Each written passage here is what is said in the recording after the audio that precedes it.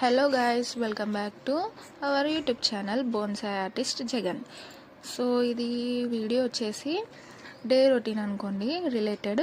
So అక్కడ day రొటీన్లో ఏం జరుగుతుంది అనేది మామయ్య అయితే మీకు ఒక చిన్న క్లిప్స్ అయితే నాకు పంపించారు. ఎడిటింగ్ చేసి అయితే నేను పెడుతున్నాను. మామయ్యకి అవ్వదు కాబట్టి ఇంకా నేనే చూసుకుంటానమాట.